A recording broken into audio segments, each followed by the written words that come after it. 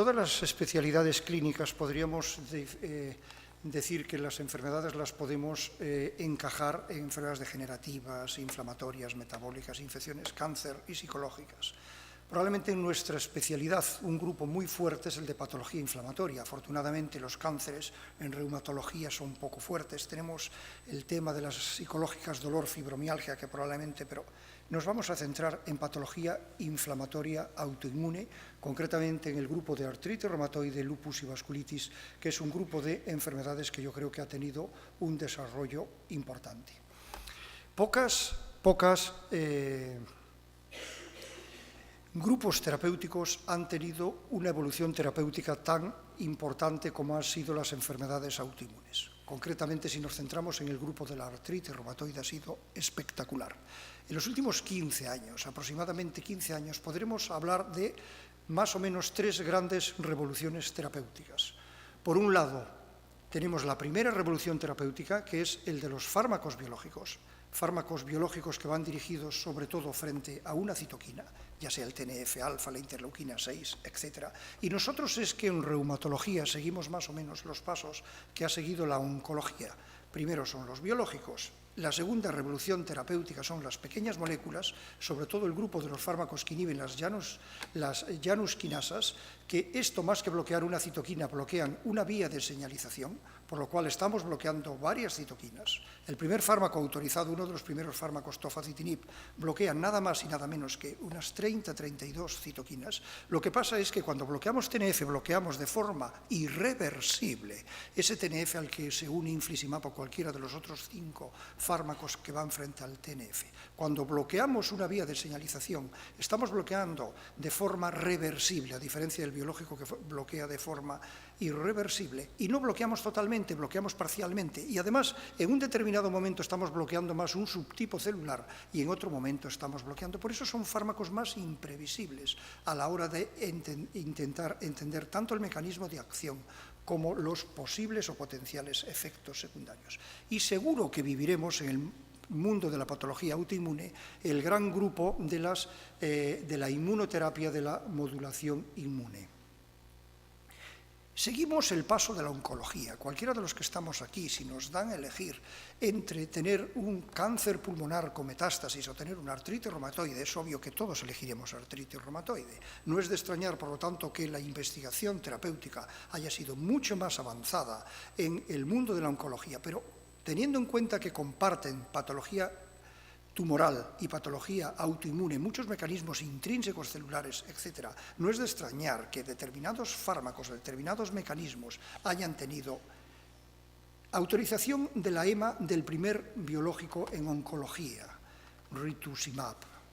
Imatinib, primera pequeña molécula, y este es el primer fármaco de inmunoterapia. En nuestra especialidad de reumatología, que en el mundo de autoinmunes yo creo que somos los que vamos en primer lugar, el primer fármaco biológico autorizado fue etanercept en el 99, pero nuestra primera molécula han tenido que pasar 15 años respecto a nuestros compañeros oncólogos para que se autorice el apremilast y el baricitinib. 15 años de decalaje para entrar en el mundo de las pequeñas moléculas. Probablemente la siguiente especialidad sea dermatología, también con el mundo digestivo. Dermatología, el primero fue etanercept en el 2000 y también tenemos el apremilast. Nosotros hemos desarrollado muchos ensayos clínicos que nos ha permitido inicialmente trabajar sobre todo con anti-TNF, después con pequeñas moléculas, y esto ha hecho que hayamos tenido una labor investigadora importante. Tenemos más de 330 publicaciones indexadas. Yo soy de los que cree que el servicio que no participa en el desarrollo clínico de los fármacos novedosos es un servicio débil. Esta institución, probablemente gracias a IDIVAL, la estructura de ensayos clínicos, etc., permite perfectamente estar en el mundo del desarrollo clínico. Los fármacos anti-TNF, que fueron la primera revolución terapéutica, desde que se empezaron a desarrollar en ensayo clínico hasta que tuvieron la autorización en la EMA y que se pudieron prescribir dentro de práctica clínica, en este hospital hubo un decalaje de al menos 6 años. Los pacientes llevaban 6 años con Enbrel cuando el Enbrel fue autorizado. En este hospital, el tofacitinib se puede prescribir desde el mes de septiembre del año pasado. Y en este hospital hay pacientes que están recibiendo tofacitinib desde hace 8 años.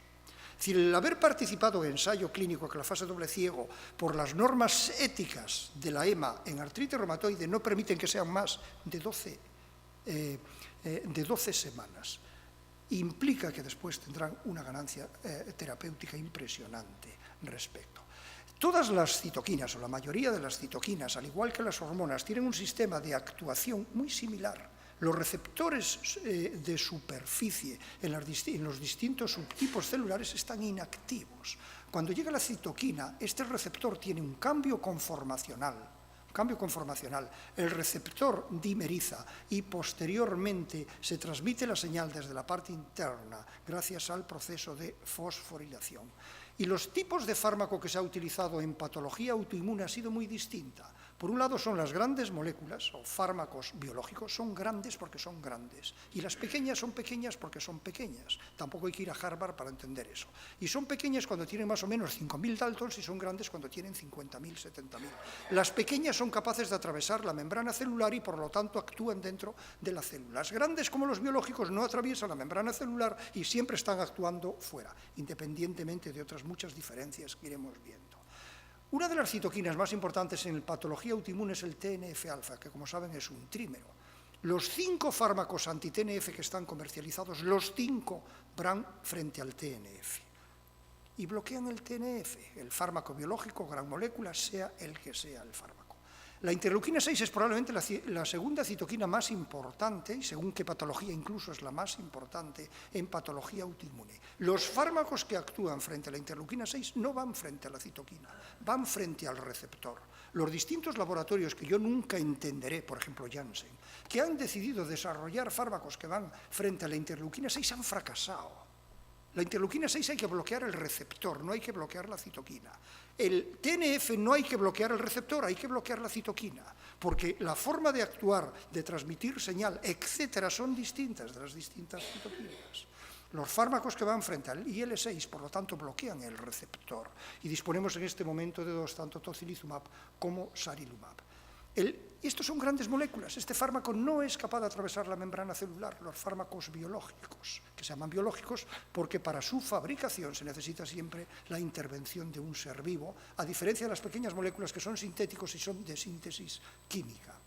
Las pequeñas moléculas son capaces de atravesar la membrana celular, como decíamos. Entonces, ¿cómo actúan? Las pequeñas moléculas dejan a la citoquina en paz, dejan al receptor en paz, pero les fastidian dentro de la célula. Entonces, la pequeña molécula lo que hace es, dejas que la citoquina dimerice fósforo y atraviesan, esto que ven en rojo ha sido capaz de atravesar la membrana celular e inhibe la proteína quinasa dentro de la célula. Por lo tanto, podremos establecer grandes diferencias entre los fármacos biológicos y los sintéticos desde el sistema de nomenclatura que yo tantas veces he explicado, que estas son moléculas grandes, estas son pequeñas, estas bloquean una citoquina, estas bloquean una vía de señalización, estas son fármacos biológicos que necesitan un ser vivo para su producción. Estos son de síntesis químicas. Estos fármacos siempre serán parenterales, estos siempre serán bioral. Los biológicos tienen inmunogenicidad. Adalimumab, aunque es humano, una proporción importante con el paso del tiempo, tienen anticuerpos anti-adalimumab, no hay anticuerpos anti-tofacitinib. Cuando tenemos que dar azatoprina en el Crohn o colitis ulcerosa o metotrexato en la artritis reumatoide, no solo es para ganar eficacia, es para evitar que haya anticuerpos anti-adalimumab. Con tofacitinib no tenemos ese problema. Podremos asociar metotrexato, pero la razón no es que haya anticuerpos. Y después un dato muy importante. Cuando termine la patente del fármaco biológico, el que viene es el biosimilar. Un fármaco de fabricación biológica siempre será costoso. Es muy difícil de bajar al año de $4.000 en la fabricación, aunque se hagan en la India, porque estamos poniendo en riesgo la fabricación, la calidad en la fabricación del fármaco. Un fármaco sintético es un fármaco que será, el costo que tiene hoy un fármaco sintético depende de lo que ha costado su proceso de investigación, etc. Y disponemos de 518 proteínquinasas dentro de la... Estas 518 proteínquinasas en patología autoinmune se ha investigado, trabajado en estas que tienen aquí, en 6. La BTKI la ponemos próxima al SIC con los mismos colores, las janusquinasas que son 4, estas y la PKA. Y estas son las 5 vías en las cuales se ha trabajado dentro de la célula en patología autoinmune, en la señalización intracelular. La vía MAP que ven ustedes al principio, todos los laboratorios se creían que iba a ser la vía importante. Más de 30 moléculas se han desarrollado en patología autoinmune de esta vía MAP y se han caído las 30.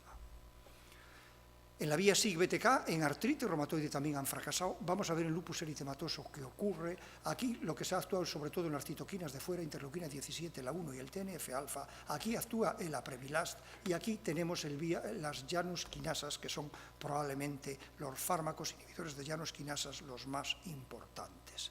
En la artritis reumatoide, la gran revolución está siendo el paso de los fármacos biológicos a las pequeñas moléculas. Yo no conozco enfermedad en medicina que haya tenido un desarrollo terapéutico más importante en los últimos años. Disponemos en este momento de 12 fármacos innovadores, sin contar biosimilares, que han conseguido autorización en los últimos 15 años. Solo en el último año 3 fármacos distintos tienen indicación en artritis reumatoide y los 3 son eficaces. El próximo año conseguirá uno y al siguiente conseguirá otro, dentro del grupo ya de los fármacos Yakinib de las pequeñas moléculas. En la FDA ocurre algo parecido y Japón, la agencia japonesa, que como saben todos ustedes, requiere un mecanismo de autorización de fármacos distintos, también la situación es de alguna manera similar. Pero en artritis reumatoide, que se han desarrollado más o menos todas estas vías, podemos decir que el cementerio de los fármacos de artritis reumatoide se ha caído en color amarillo todos los fármacos de la vía MAP. El Aprevillast, que en psoriasis tiene la eficacia que tiene, en artritis reumatoide no funciona. El fostamatinib, que es un fármaco inhibidor de la SIC, de la vía SIC-BTK, tampoco funciona. Podemos decir que del mundo de las pequeñas moléculas en artritis reumatoide solo ha funcionado los fármacos inhibidores Yakinib. Y este es el desarrollo. Tenemos autorizados en este momento 2, tofacitinib, baricitinib, que inhiben bastantes JAK, probablemente inhiben las 4 JAK, un poco más unas que otras, pero se consideran menos selectivos, y los que se están desarrollando ahora más, filgotinib de Gilead, upadacitinib de AbbVie, que son más selectivos de la JAK1 y se considera que serán estos más selectivos fármacos más eficaces y con menos efectos secundarios. El desarrollo clínico de la artritis reumatoide siempre es importante, con muchos estudios fase 3, tanto tofacitinib, baricitinib, los 2 están en este hospital, en los 2 hemos participado en ensayos clínicos, en los 2 hemos sido coautores de los distintos trabajos que se han publicado. Probablemente uno de los más novedosos es filgotinib de Gilead, y yo a lo que voy es que observen ustedes que estos inhibidores de las JAK, pequeñas moléculas, aparte de artritis reumatoide, en patología digestiva, en artritis psoriásica, etcétera, en patología dermatológica, en patología sistémica como el Sjögren, lupus, son fármacos que tendrán muchas indicaciones. En prácticamente toda patología autoinmune, los inhibidores de las JAK de alguna manera conseguirán tener indicación. Y así se están desarrollando. El receptor, aquí pongo un receptor de la interleuquina 6, una de las citoquinas más importantes, con las JAK que están en las proximidades del receptor dentro de la célula, son tirosin quinasas intracelulares que están inactivos y que cuando llega la citoquina se aproximan, y así es como actúan las JAK. Primero, una activa a la otra, es lo que se llama autotransfosforilación. Esta activa esta y la otra activa la otra. Aquí es donde se mete tofacitinib o baricitinib. Y ya inhiben desde este momento, porque cada JAK, y siempre van en parejas, cada JAK actúa 3 veces, fosforila 3 veces seguidas. Según la especificidad, afinidad, etcétera, van actuando los distintos. A continuación viene otra fosforilación, atraen los STAT, la vía JAK-STAT, este STAT lo vuelve, fosforila cada uno 3 veces, 3 por 2, 6, hay 6 fosforilaciones. Los fármacos inhibidores de los JAK inhiben ya desde el primer momento, inhibirán más unas que otras dependiendo de la afinidad, selectividad, etc. Se va y consiguen su transcripción genética. ¿Y cómo actúa? Es un mecanismo competitivo, nada que ver con los fármacos biológicos. Este es un mecanismo, en realidad las JAK lo que cogen es ATP, este ATP quita un fósforo, lo pasan al sustrato y así se produce la señalización. ¿Qué hacen los Yakinib? Pues los Yakinib son unos ATP de mentira. Lo que hace el Yakinib es que es un ATP de mentira, se mete en el lugar, pero no, están de forma transitoria.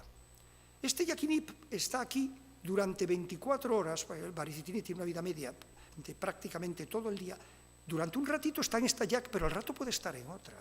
Y puede estar en una JAK1 y después puede estar en una JAK2, dependiendo de la afinidad que tenga. Por eso los efectos secundarios, muchas veces a nosotros nos ha ocurrido que hoy tenemos un paciente que tiene una CK de 500, mañana repetimos el análisis con el mismo tratamiento y esa CK está en 150. Y eso nos ocurre de forma rutinaria, porque esta inhibición reversible da lugar a que el fármaco, en cierto aspecto, a veces es imprevisible. Siempre nos ha llamado la atención desde el principio que siendo fármacos orales son mucho más rápidos que los biológicos. Un paciente toma tofacitinib, baricitinib, un fármaco JAK-inhib, y en 2 días, 3 días, el paciente casi no tiene dolor, ha mejorado mucho del dolor. Y eso no nos ocurre con el infliximab endovenoso. Un fármaco endovenoso, un fármaco biológico es más lento que un fármaco oral, y eso, en cierto aspecto, a veces llama la atención. Es dificilísimo entender bien los JAK-inhib, mucho más difícil que entender los biológicos. Hay que meterse dentro de la célula, saber cómo están las distintas parejas, cómo interaccionan y se relacionan entre sí. JAK hay 4, 1, 2, 3, y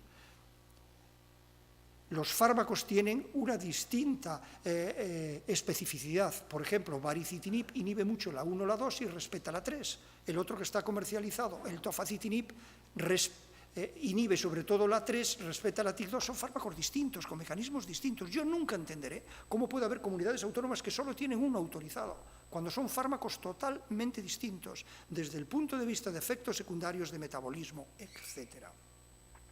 Este es upadacitinib, que lo que inhibe sobre todo es la JAK1, son de este grupo upadacitinib y filgotinib. Los nuevos van a ir hacia la JAK1 y se cree que son fármacos más eficaces.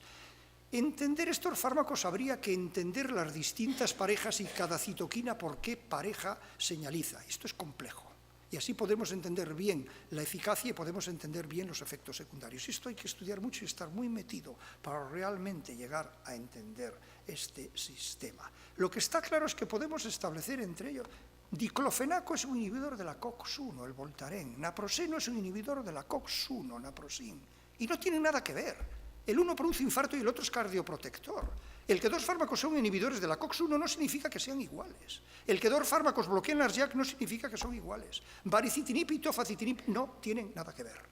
Y tienen suficientes diferencias en efectos secundarios, en perfil de paciente, etc. Unos de metabolismo hepático, otros de metabolismo renal. Nosotros en artritis reumatoide tenemos muchos pacientes con esteatosis hepática, tenemos muchos pacientes con insuficiencia renal, porque han tomado muchos antiinflamatorios. Cuando el paciente tiene insuficiencia renal, daremos el de metabolismo hepático. Cuando el paciente tiene esteatosis hepática, daremos el de metabolismo renal.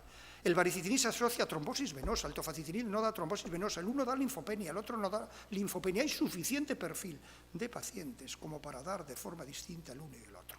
El mundo de la artritis reumatoide es terrible el desarrollo que ha tenido. Yo interpreto que los JAK-inhib van a ser los fármacos que se van a imponer en estos años. ¿Qué ocurre con el lupus? Otro de los grandes grupos terapéuticos en patología autoinmune.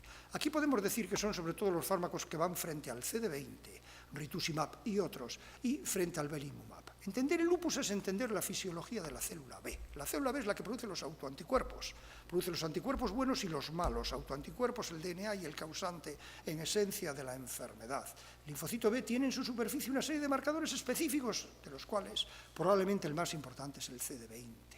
Tiene otra serie de receptores que están diseñados para las citoquinas que activan esta célula B, que proceden sobre todo de la célula dendrítica. La célula B es una célula muy exigente. Los inmunólogos en alguna ocasión dicen que para su activación se necesita una especie de ménage à trois, ¿verdad?, con células dendríticas, plasmocitoides, mieloides, produciendo citoquinas activadoras que serían especie de citoquinas afrodisíacas y que podemos, por lo tanto, actuar frente a la superficie de la célula B bloqueando marcadores específicos o frente a estos activadores de la célula B.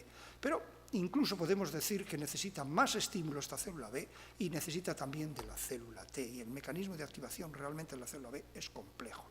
Los fármacos que se han desarrollado son muchísimos, pero probablemente los más importantes son los que van frente al CD20, sobre todo rituximab, aunque en reumatología se están intentando 4 fármacos, los 4 de Roche, ofatumumab es de GSK, rituximab, ocrelizumab y obinutuzumab son de Roche, ofatumumab es de GSK, que van frente al CD20.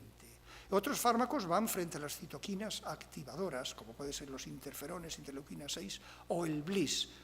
Comercializado está el belimumab. Son de distintas familias. El tema de la activación de la célula B. Rituximab o obinutuzumab Probablemente el rituximab es el fármaco más utilizado, pero tiene muchos problemas rituximab a la hora de manejar en lupus.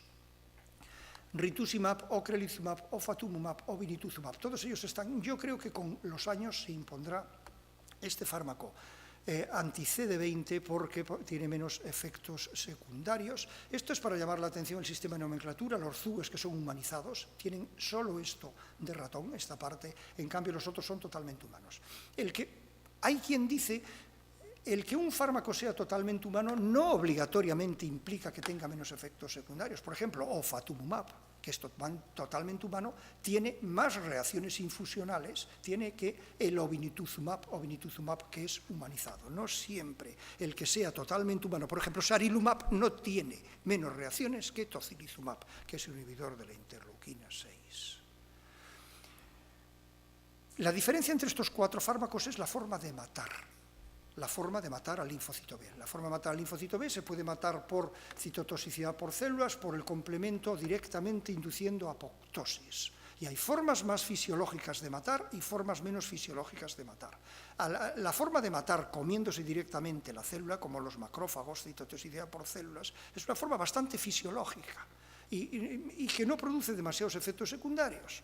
El macrófago se come la célula B y chimpum. La apoptosis por estímulo directo, que también actúa así el rituximab, también es una forma bastante fisiológica y con no demasiados efectos secundarios, y así se produce la apoptosis.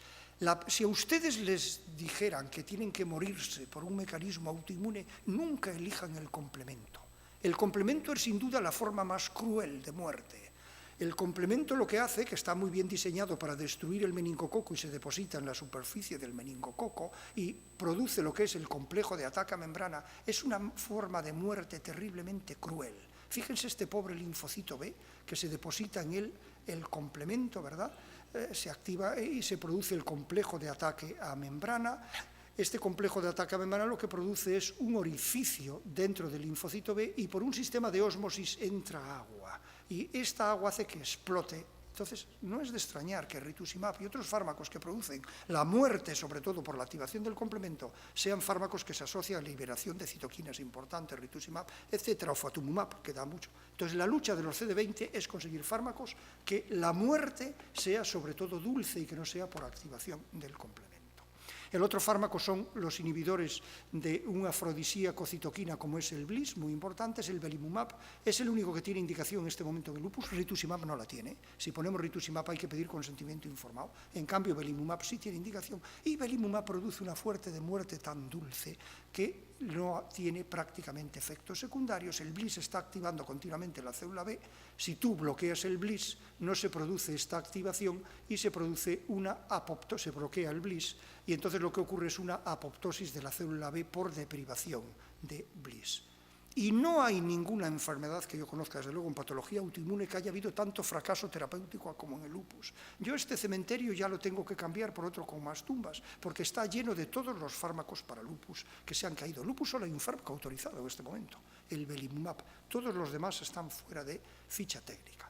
El mundo de las vasculitis ha tenido un desarrollo importante en estos últimos años, sobre todo la arteritis de células gigantes. La arteritis de células gigantes ha conseguido la indicación, el tocilizumab. Todo el mundo conoce la clasificación, sistematización de las distintas vasculitis, que podemos decir que hay dos grandes grupos, la granulomatosa y las necrotizantes, y después tenemos el BSET aquí abajo, que se incluye también en el grupo de vasculitis, y la arteritis de células gigantes, que es una vasculitis importante, que tiene un mecanismo parecido al Takayasu y a las aortitis. Existe inicialmente una activación que produce mucho aumento de interleuquina 6, una activación en el vaso, y el mecanismo es la célula dendrítica. Inicialmente esto es un vaso. Hay dos mecanismos inmunológicos, por un lado la respuesta TH1 y por otro lado la respuesta TH17. La interleuquina 6 es una citoquina muy importante, es una citoquina inicial indispensable para que haya una respuesta TH17 y es una citoquina terminal de la TH1. pero quedan otras. Por lo tanto, un fármaco que inhibe la interleuquina 6, como tocilizumab, lo que estamos inhibiendo es totalmente la interleuquina 17, manifestaciones como el dolor, la fiebre, la anemia, el aumento de velocidad, pero en cambio determinadas manifestaciones isquémicas, como puede ser la ceguera, podríamos tener problema porque la respuesta TH1 no la estamos inhibiendo totalmente. La arteritis de células gigantes, ya saben que un vaso que está normal, como una biopsia de arteria temporal, puede obstruirse totalmente y la clínica isquémica se debe a esta obstrucción del vaso, si son las arterias oftálmicas o las que sea. Se produce ceguera, si es la vertebral dará un ictus vertebral, según el vaso tendremos la clínica. Y el tratamiento de la arteritis ha sido siempre los esteroides. La arteritis ya saben que es después de los 70 años. Con 50 años no se tiene arteritis, sobre todo a partir de los 65, sobre todo 70. Entonces, con 70 años que tenemos al paciente con su diabetes, etcétera, tenemos que ponerle 60 miligramos de prednisona. 60 miligramos se va bajando y entonces, claro, cuando un paciente de 70, 75 años ponemos 70 miligramos de prednisona, lo que nos encontramos es que el 90% tiene efectos secundarios. Cuando se buscan agentes ahorradores, como ha sido el metotrexato en 2 estudios randomizados ha fracasado y en uno por los pelos, que ha sido muy criticado, ha funcionado.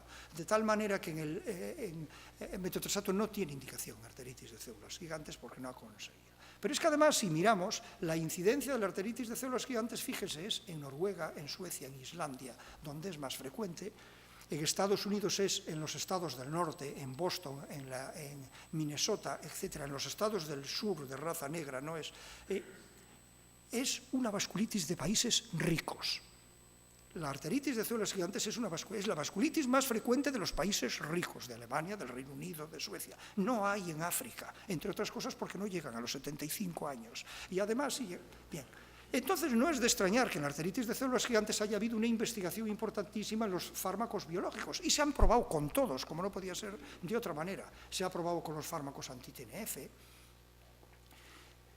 y ha sido un fracaso. No solo no aumentaba la eficacia, y tenía muchísimos efectos secundarios, porque a un paciente de 75 años que le ponemos adalimumab y aún encima no funciona, lo tenemos con 40 de prednisona más adalimumab. No mejora la arteritis y aún encima le hacemos una neumonía. Bien, no ha funcionado. Tampoco han funcionado los que inhiben la interleuquina 17 ni la interleuquina 1. Hay un estudio muy controvertido con abatacept y el que sí ha funcionado claramente ha sido el tocilizumab, tanto en estudios fase 2 como fase 3, se ha publicado en New England y ha conseguido la indicación. Nosotros hemos hecho varios estudios multicéntricos porque los estudios de práctica clínica, los estudios de ensayo clínico deben ser después comprobados en práctica clínica. Hemos hecho uno reciente también con 134 pacientes y claramente en la arteritis de células gigantes, como no podía ser de otra manera, en práctica clínica se ve que el tocilizumab es igual de eficaz que en los ensayos clínicos, tanto en la mejoría analítica como en la mejoría clínica. Aparte es un fármaco muy rápido. Si no fuese por el precio, yo creo que todos los pacientes desde un principio se tratarían ahora con tocilizumab. En los sitios ricos probablemente esté ocurriendo eso, como Suiza, que es donde se han hecho los primeros estudios. El problema que tenemos es cuando hay afectación de la aorta. Cuando hay afectación de la aorta y de los grandes vasos, el cuadro clínico no se acaba de resolver. Solo el 20%, esto que tienen en verde, es la aortitis, la mejoría por PET. Es mucho más lento, probablemente porque se asocia a TH1 y la interleuquina 6. La respuesta a TH1 actúa menos. Estos son el servicio de medicina nuclear de este hospital, ya saben ustedes que es importante. El BSET es otra vasculitis en patología autoinmune que ha tenido un desarrollo importante. De hecho, la Premilas durante este año conseguirá indicación en el BSET, sobre todo en manifestaciones mucocutáneas. Adalimumab ya lo tiene en la uveitis y tocilizumab puede ser también de utilidad. El BSET en el grupo de las vasculitis incluye en vasos de tamaño variable y el BSET es muy importante considerarlo por dominios. No es lo mismo la afectación, la colitis, la afectación de complicación digestiva del BSET, no es lo mismo la complicación ocular, no es lo mismo la afectación mucocutánea. Y así nosotros hemos publicado que debemos considerar el BSET a la hora del tratamiento en dominios. Por ejemplo, un fármaco tan eficaz como el tocilizumab, inhibidor del receptor de la interleuquina 6, que le ponemos a un paciente con BSET con uveitis, que hemos puesto varios fármacos anti-TNF y no ha funcionado, le ponemos tocilizumab y funciona. En cambio, el paciente con BSET dice, estoy muy bien del ojo. Nos lo dice el paciente que ve mejor y el oculista también que hace la comprobación. Y nos dice el paciente, en cambio tengo úlceras en la boca. Una clasificación o una manifestación clínica menor del BSET, como son las úlceras en la boca, un fármaco tan eficaz como no lo controla. En cambio, la Premilasa, un fármaco mucho más suave, responden totalmente las úlceras orales y lo que no controla es la uveitis, o creemos que la uveitis. Es decir, el Behçet debemos considerarlo en dominios porque no todas las manifestaciones clínicas tienen el mismo mecanismo de acción y, por lo tanto, el tratamiento debe ser ajustado de acuerdo a la manifestación clínica predominante. Aquí el gran problema es cuando el paciente tiene una uveitis importante y además tiene afectación mucocutánea. Y en determinados lugares en este país, por lo menos en 2 que yo conozca, se está dando combinado la pequeña molécula, por ejemplo, apremilás para la úlcera, con el fármaco biológico para la uveitis. El apremilás ha demostrado en Behçet, donde realmente apremilás es eficaz es en el Behçet, mucho más que en la psoriasis, a mi modo de ver, que rápidamente un paciente con úlceras orales que le impiden comer o úlceras genitales en glandes, sobre todo en los varones, que le impide incluso ir al baño, etc. El paciente en una semana con apremilás responde totalmente y no tiene úlcera ni oral ni genital, es un fármaco rapidísimo en las manifestaciones cutáneas del Behçet y por eso va a conseguir indicación. La FDA está a punto de dársela y la EMA la dará a final de año. La complicación más grave es la uveitis. La uveitis en el Behçet se han hecho estudios con adalimumab, estudios publicados en Lancet y en New England, y nosotros en práctica clínica también hemos comprobado, estas son las series de práctica clínica que estoy poniendo, son las más importantes después de los ensayos clínicos en la literatura. Pacientes tanto con infliximab como con adalimumab responden la uveitis cuando ha fallado acetoprina o ciclosporina, que son el tratamiento estándar, y mejora la agudeza visual con los dos. Pero la Escuela Americana de la Reumatología en su consenso dice que se puede dar tanto adalimumab como infliximab. Entonces nosotros nos propusimos en su momento, y realmente son iguales. Cuando tenemos aquí un paciente que ha fallado la acetoprina o la ciclosporina, ¿qué le damos? Hacemos pito, pito, gorgorito. ¿A quién le ponemos adalimumab y a quién le ponemos infliximab? Existen diferencias. En ese aspecto hicimos un estudio comparativo entre infliximab y adalimumab y observamos que adalimumab es superior en la agudeza visual. Adalimumab es superior a infliximab, es un artículo que esperemos que podamos acabar de publicar pronto. Adalimumab es el único fármaco en este momento que tiene indicación en el Behçet. Todos los demás hay que pedir de momento tratamiento con Behçet.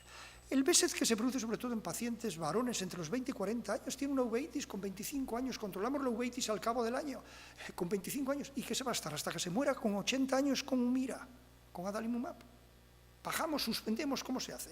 Los datos de la literatura dicen lo siguiente: si tenemos una uveitis controlada con fármaco biológico anti-TNF, si suspendemos de repente, el brote que se produce de uveitis en la mitad de los casos es incluso más grave que el primero, que motivó la indicación de ese fármaco, y además, si ponemos ese mismo fármaco, no se controla. En ese sentido, hicimos este trabajo diciendo cómo hay que bajar el adalimumab en la uveitis para conseguir que no ocurra esto. Y simple y llanamente lo que veíamos es que el adalimumab hay que bajarlo en periodos muy cortos y muy poco a poco hasta que se llegue. Probablemente nos lleve quitar el adalimumab al menos 2 años, pero siempre en periodos cortos, y lo que no se puede hacer es suspender bruscamente el adalimumab. Si falla el adalimumab, la interleuquina 6 está demostrado. Vamos a esperar los ensayos clínicos con pequeñas moléculas en el mundo de las uveitis y en el mundo del Behçet, que seguro que tendrán resultados satisfactorios. Este es un edema macular quístico refractario a por lo menos 3 fármacos anti-TNF, que después de 1 o 2 semanas con tocilizumab, fíjense cómo responde, y el paciente demostró clara mejoría en la agudeza visual. Y ya para terminar, en la artritis reumatoide he seleccionado estos grupos que creo que es en los que ha habido un mayor avance en patología autoinmune. En la artritis reumatoide, aparte del gran mundo de los fármacos biológicos, de las grandes moléculas, el mundo de las pequeñas moléculas, sobre todo de los fármacos JAK-inhib, están demostrando eficacia importante. Yo creo que poco a poco se van imponiendo en el tratamiento. El mundo del lupus va a ser conseguir fármacos anti-CD20 que sean más eficaces y con menos efectos secundarios, y por otra parte disponemos de momento con un fármaco inhibidor del BLyS como es belimumab, que ha demostrado eficacia. Dentro de las vasculitis de mediano a gran vaso, como es la arteritis de células gigantes, tocilizumab ha demostrado gran eficacia. Creemos que no es el tratamiento definitivo, Vamos a ver cuál es el tratamiento definitivo, porque aunque de las dos grandes vías TH1 y TH17, la TH17 la controla mucho, la TH1 la controla parcialmente, pero de momento ha demostrado, sin duda, ser un fármaco muy eficaz y conseguimos que pacientes con 70 años, 75 años, no tener que ponerle 60 miligramos de prednisona y evitar los efectos secundarios en este grupo de edad tan importantes, la diabetes, osteoporosis, etc. Y otra vasculitis, el BESET, tanto apremilast, adalimumab como tocilizumab han demostrado